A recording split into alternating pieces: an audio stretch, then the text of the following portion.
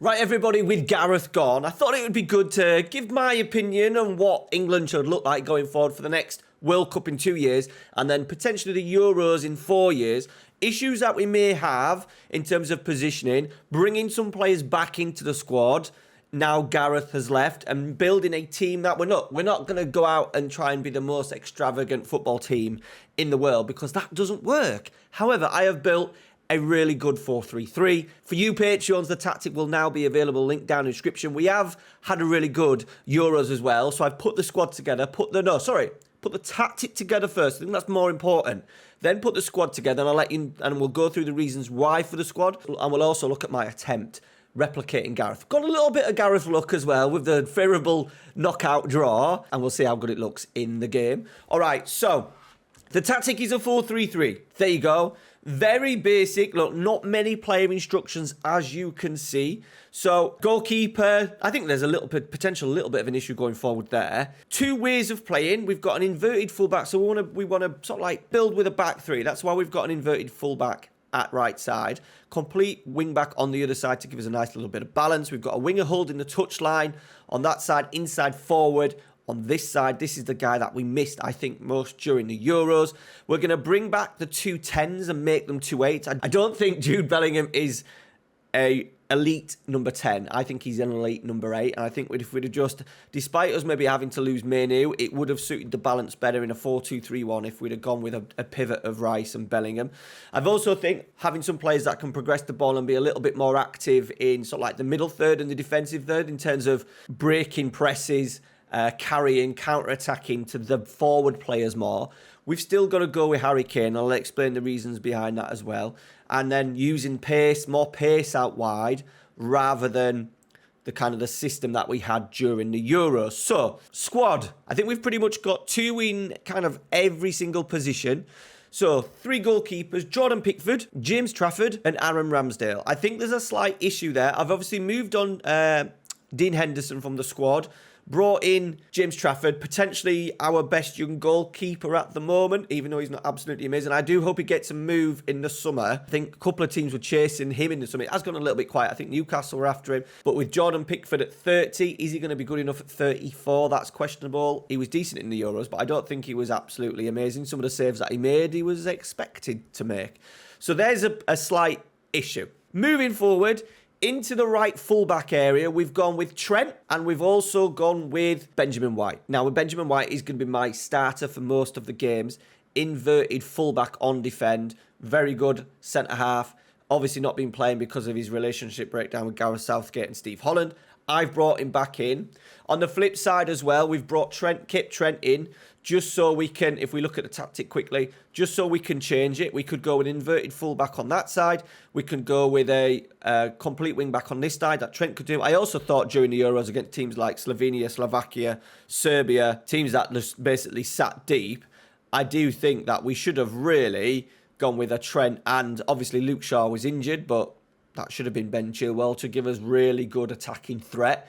That's what we should have done. So we've got that option as well. So we've got good options in the squad. We've said goodbye to Kieran Trippier. We've also said goodbye to Kyle Walker. Kyle Walker, 2 years' time. Is he going to be absolutely amazing? Probably not. At the same time, Trent needs more games. And obviously Benjamin White, if we can get him back in with a new manager, I've persuaded him, definitely a better option going forward for the for the World Cup and the next Euros. Left back, I've gone with 3. I've gone with Luke Shaw. He should be okay for the next World Cup. Probably not the Euros. I have then gone Ben Chilwell. He will be okay, potentially for the next World Cup, for the next 2 years. Depending on what comes through, he may not even make the squad. However, for me, despite him having an average season at Chelsea, he should have been in the Euro squad, playing at left back while we waited for Luke Shaw. The whole system broke down by trying to do that, and I think you pick a system first and then find players suitable for that role, and we got that one absolutely wrong. Flip side as well, we've gone Levi Colwill as sort of like a hybrid left back / centre back. If we end up flipping it a bit and we want to go with maybe Trent down the right-hand side, we could do an inverted fullback on that side. He can obviously always cover on that left centre-back role. Then my centre-backs would be, I am actually going to wave goodbye to Harry Maguire. I think even though we did We didn't miss him in the end because of the quality of Mark Gay, and obviously Konza, I thought, came in and had a really good game. I do think the balance with Gay coming in, Benjamin White doing a job, Colwell being able to do a job, and Jared Branthwaite coming in and being like a long-term sort of like centre-back replacement for Stones, I think we're well covered, well stacked in there. So John Stones, Jared Branthwaite, Mark Gay, with then Levi, Colwell, Benjamin White. So we've kind of got 5 centre-backs there with Gay, Colwell, Branthwaite, Stones, giving us nice flexible options. Right. Moving into what was known as the anchor. We're not after. This is the issue we have because Declan Rice is not absolutely amazing at it. I'm quite happy to go Declan Rice in there alongside an Adam Wharton as a backup. I think even in some games that potentially down the line, I think maybe Cobby could do it because he's great at breaking the press. But if we're just going to go with that anchor rather than a deep line playmaker, Wharton and Rice going forward for those next 2 competitions, absolutely fine. Then moving into the midfield, we've gone with that central midfielder on attack, not a box-to-box, because I do want him to bomb him a little bit, and that advanced playmaker on support. So for the central midfielder on attack role, we've obviously got Jude Bellingham, with then probably Conor Gallagher backing him up. I think Conor Gallagher has been misused a lot. Absolutely brilliant when he breaks in from deep. Yes, he's not absolutely amazing. Look, he's going to be a backup to Jude Bellingham, so he's not going to get that amount of minutes, but a decent squad player for the next 2 comps, unless someone else, as I said, breaks through. The left-hand side as well, or the other midfield role, because you could do it either way.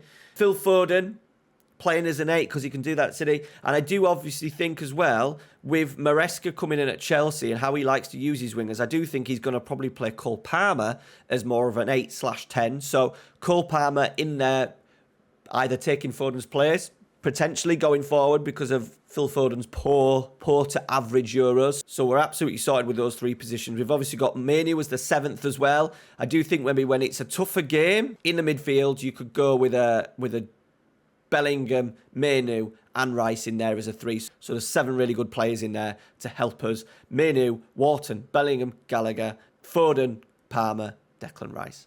Right, wide areas. Biggest problem we had was this left-hand side. No pace, no urgency, no one playing as an out-and-out winger. So what I have gone for is I have recalled Marcus Rashford. I think we would have been a lot better in certain games if he'd have played even on the break, playing against Spain in that final, just having someone to get beyond. The talking points have been about Harry Kane. Yes, he's been unfit, but at the same time, we've not played to his strength whatsoever. If you're going to pick the best striker, number 9 in the world, you need to make sure it is well suited to his club side. So what I've tried to do is build a tactic that suits him perfectly, and obviously get in players such as Jude Bellingham going beyond on that central midfielder on attack, and then also getting players on this left-hand side in terms of inside forward, Marcus Rashford getting in behind. So we've got him. I've also gone Jack Grealish. I do think in the games, again, when we played against a low block, he's so good at breaking low blocks. Really good. He actually set up a really nice goal in one of the warm-up friendlies, and really surprised that I didn't get a call up. And what we could do is, because we've got the tactic like this, we could swap them round. It could be a winger on support there for Jack and Rashford, Gordon. I've also gone with Bowen on as wide options. And then obviously Bukayo Saka can definitely do a job as a right midfielder on winger on support. So the idea is he will hold the touchline. He's going to cut in, work a little bit. You're going to have Jude going into here, and then Rashford getting in behind a Harry Kane, a DLF on support. So I've kept Harry Kane, obviously. He's going to be no problem for the next Euros. He'll be no problem for the next World Cup, I wouldn't have thought, long as he stays fit and we get these pace behind him in Gordon, Rashford, Saka, Bowen, all getting in behind. And I think also the option is, I don't think Watkins is an absolute elite. Both 28, him and Ivan Toney both 28. So at the next Euros, they're going to be 32. So it's potentially a problem going forward. Who's going to be the next massive England striker? Let me know your thoughts down in the comments. Watkins, Toney, Rashford can obviously do it, but we're looking at Rashford playing on the left-hand side.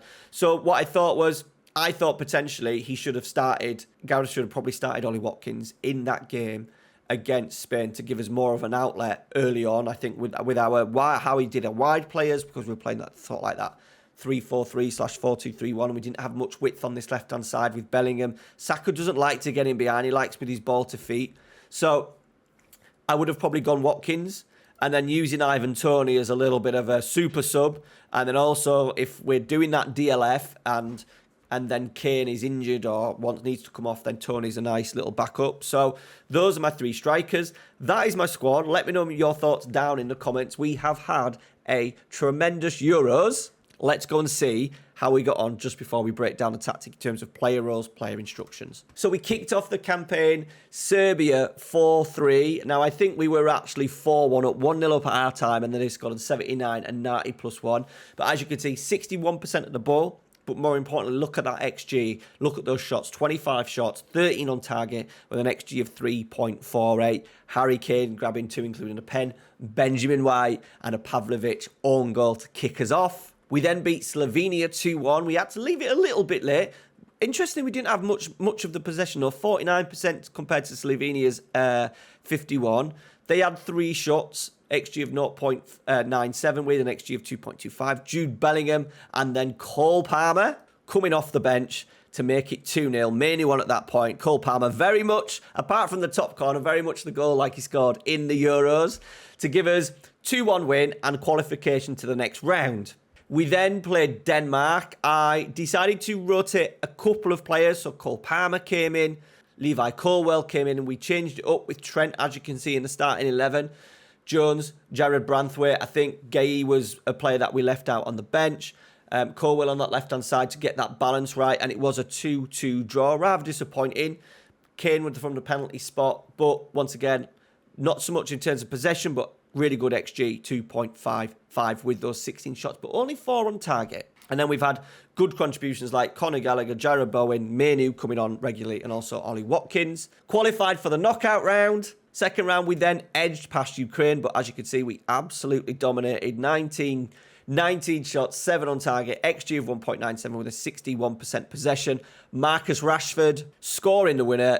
Second phase of a corner at that back stick. Finishing wonderfully. I did think we missed his goal threat during the Euros. On to the quarters, and we get a nice little run. We ended up playing Switzerland, and we won 4-2. Harry Kane, 2 goals, 1 penalty, 1 own goal. Mark Gay as well.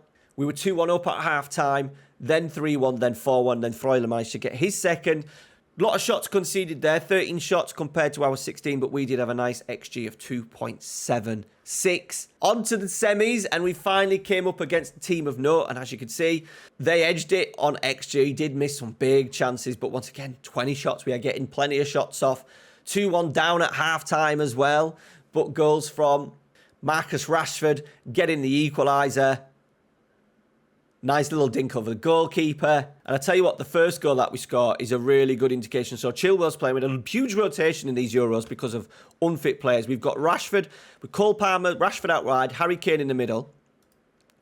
So Harry Kane dropping off a little bit, working well with Rashford, winning the free kick, and we're playing. So I think we do get the ball back. Ronaldo loses possession. Yes, we do. Into Kane. Into Rashford straight away. That directness on that left-hand side. Blocked. Cole Palmer. Look at Bellingham's run. 3 players in the box. Look, we've got Cole Palmer in for Foden. Really nice finish. And then into the second half, we've got our noses in front. Look at the run again. Rashford into Saka, but Harry Kane dropping off and then firing that passing. You remember he was so good for Spurs, firing it into Sonny on the left-hand side. And I think it's actually Bellingham finishes it off. We brought Grealish on later on, and Bellingham smashes in from the edge of the area. 4-2, and we're on our way to the final. The final where we took on Poland. So we took the lead, Benjamin White in. I think we had a pivot of 2 midfield of Gallagher and Bellingham with an injury to Palmer and Foden. I think Foden was injured and Palmer wasn't 100%, but there he is. Bellingham playing as the advanced playmaker this time. Conceding, I think, from a corner, 1-1. We then responded ourselves. Luke Shaw, lovely in-swinger. Second phase, Saka curling into that bottom corner like he does best. Set piece again, Luke Shaw into Harry Kane, nodding at the back stick to make it 3-1. And then Gallagher, run from Harry Kane, superb finish. We missed that, didn't we, during the Euros, and they scored late on to make it 4-2 to give us a really impressive Euro campaign. And as you can see, only 1 clean sheet, but the amount of shots, possession, XG outweighs maybe what us England fans are looking for a little bit more fun. I don't think the tactic itself, and we are going to go through the tactic now, I don't think the tactic itself is absolutely, over the top aggressive.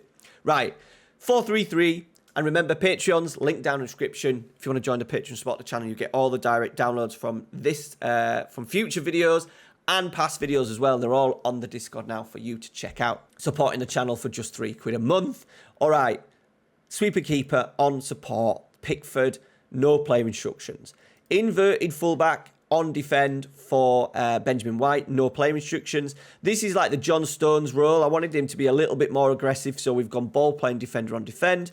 We've Levi Colwell, the central defender on defend for this game, so like the other centre half, Colwell, Gay, perhaps even Jared Branthwaite at times, just central defender on defend. Once again, not trying to be over-aggressive was probably the right word in terms of building up from the back. Luke Shaw, complete wing-back on support. Remember, that can also be Ben Chilwell. We can swap those two positions over as well, with Trent doing that right-hand side. Anchor role, no play instructions again. Declan Rice on defend, just having him sit as a 6. Conor Gallagher, or the Bellingham role, should we say, central midfielder. But we have got dribble more, roam from position, tackle harder, might tighter. We do want Bellingham, when he's carrying with the ball, absolutely superb. AP on support as well for the Foden, the Cole Palmer role, but we have got dribble more on that one. Saka on the right-hand side, cut inside with the ball, but obviously as he's a winger, he's going to hold his width, on that inside. Maybe a little 1-2 with Harry Kane. Maybe finding an unlapping run from that central midfielder on attack. Left-hand side, Marcus Rashford, no player instructions. I didn't want to say sit narrower. I didn't want to do stay wider. I thought that little half position between the fullback and the centre-halves are absolutely ideal. Inside forward on attack. DLF, Harry Kane, dribble less and shoot more often. Positive mentality. We want to be a little bit more aggressive in terms of how we look after the ball. Play out of the defence. Shorter passing, slightly lower tempo. I do think international football is more suited to the lower tempo and more basic structure, so that's why we've done that. I'm not going to go and say let's go absolutely everything we do is quick and aggressive. We need times where we take the sting out of the game, so I thought in possession we could probably be better at that. Take short kicks with the goalie to the centre-halves. Counter-attacking, yes, with what we've got in Saka, Kane dropping off, Bellingham getting behind, obviously that inside forward on attack on that left-hand side. Counter-pressing needs to be organised so much better with a new manager. There's no reason why we can't be a really good counter-pressing side.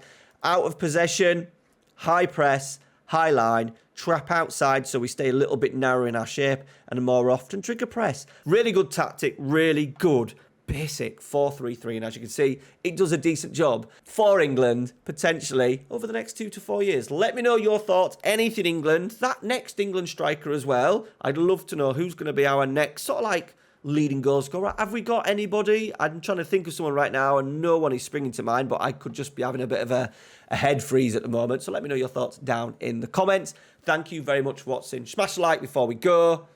See you later.